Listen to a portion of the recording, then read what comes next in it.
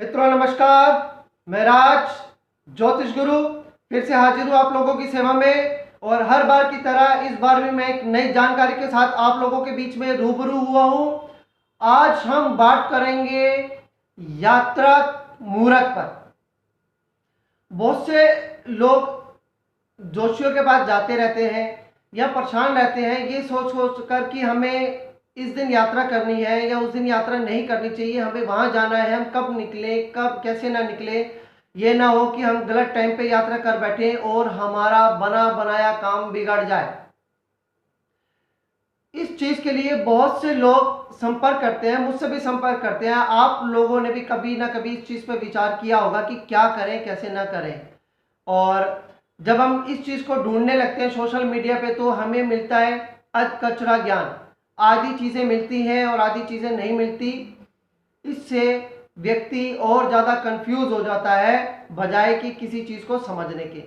इसी चीज को देखते हुए आज मैं एक छोटा सा वीडियो इसी चीज के ऊपर बनाने जा रहा हूं और इसमें आपको संपूर्ण जानकारी देने जा रहा हूं कि जब आप यात्रा कर रहे हैं तो आपको किस दिशा में यात्रा करनी चाहिए, किस दिशा में नहीं करनी चाहिए, और अगर मजबूरी में कोई यात्रा करनी पड़े जिस दिन निषेध है तो उस समय क्या उपाय करके चलना चाहिए। लेकिन मित्रों, यात्रा करने से पहले आप समझ लें कि हमें इन चीजों का कहां पे ध्यान देना है। आप कहीं पे जा रहे हैं, दूध लेने जा रहे हैं, सब्जी लेने जा रहे हैं, राशन लेने जा रहे हैं, तो ये यात्राओं पे नहीं आता।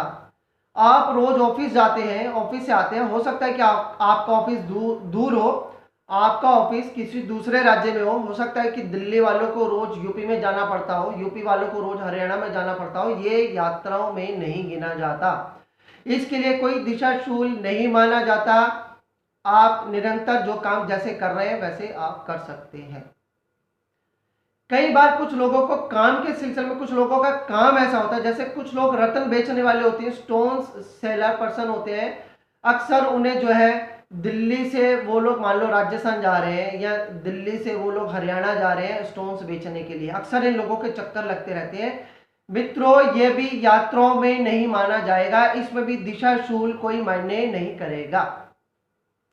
यात्रा कब? जब आप किसी विशेष काम के लिए, विशेष काम वो होता है जो आप अक्सर नहीं करते, जो काम आपको बहुत ही कम करने पड़ते हैं। किसी विशेष कार्य के लिए जब आप किसी विशेष परिस्थिति में दूर दराज क्षेत्रों के लिए निकलते हैं तो उसको हम यात्रा मानते हैं। मान लीजिए कि आप परिवार के साथ साल में एक बार या 2 साल में एक बार छुट्टियां मनाने कहीं यात्रा करने जा रहे हैं, या मान लीजिए कि आपको 4-5 साल में या 2-3 साल में एक बार प्रॉपर्टी डीलिंग के लिए, यात्रा करने के लिए आपको अपने राज्य से दूसरे राज्य या एक कंट्री से दूसरी कंट्री में जाना आपको पड़ सकता है। तो जब इस तरह की कोई परिस्थिति का निर्माण हो उस समय यात्रा मुहूर्त या दिशा शूल पर विचार करना परम आवश्यक हो जाता है। चलिए आज मैं आपको इसी चीज के ऊपर बता दूं। मित्रों, सोमवार और शनिवार को पूर्व दिशा की यात्रा नहीं करनी चाहिए, ये निश्चित माना गया है।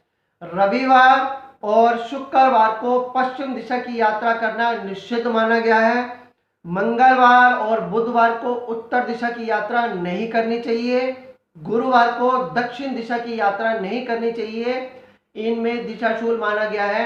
यानी कि अगर आप इन दिनों में इस दिशा में यात्रा करते हैं तो आपको यात्राओं में परेशानी का सामना करना पड़ सकता है, या फिर आपका जो प्रयोजन है वो असफल भी हो सकता है।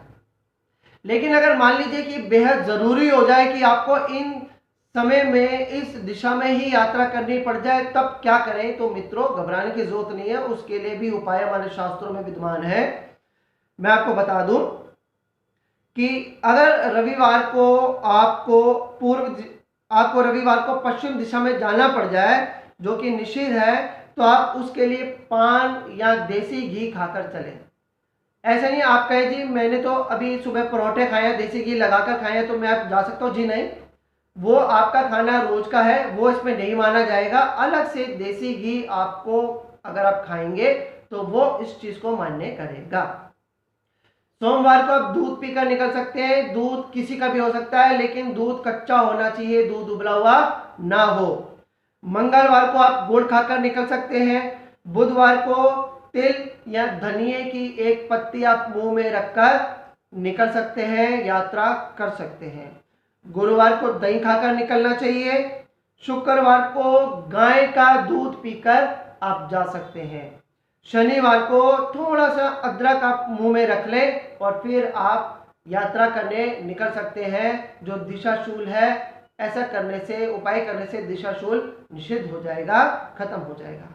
लेकिन इस चीज़ों के साथ साथ आपको कुछ एक चीज़ें और ध्यान रखनी चाहिए मित्रों। अगर आप इन किसी विशेष परिस्थिति में विशेष यात्राओं के लिए निकल रहे हैं तो सबसे पहले ध्यान रखें कि यात्रा करने से पहले व्यक्ति को क्रोध नहीं करना चाहिए, किसी भी प्रकार का मैथुन कर्म नहीं करना चाहिए। और एक बात और ध्यान रखनी चाहिए, हमें स्वरों का बड़ा ध्यान रखना चाहिए। स्वर हमारे ये जो नासिका स्वर होती है, इंगला, पिंगला, सुषुम्ना, ध्यान रखें कि आपकी नाक में से किस तरफ ज्यादा तेज हवा निकल रही है, उस समय कौन सा स्वर आपका चलित है। मान लीजिए कि अगर आपका ये स्वर चलित है तो आप इसी तरफ का पैर अपने घर की दहलीज से पहले बार रखें, और अगर आपका लेफ्ट तरफ का स्वर चल रहा हो तो आपको पहले लेफ्ट तरफ का पैर अपने घर की दहलीज से बाहर रखना चाहिए। ऐसा करने से यात्रा में शुभता बढ़ती है, अशुभता की कमी आती है, और व्यक्ति जिस प्रयोजन को लेकर निकल रहा होता है उस प्रयोजन में सफलता के चांस बढ़ जाते हैं। चलिए मित्रों, कैसे लगी आपको जानकारी बताना ना भूलेगा। अगली बार फिर एक नई जानकारी के साथ आप लोगों के बीच में मैं हाजिर होऊंगा। तब तक के लिए मुझे आज्ञा दीजिए। जय माता दी।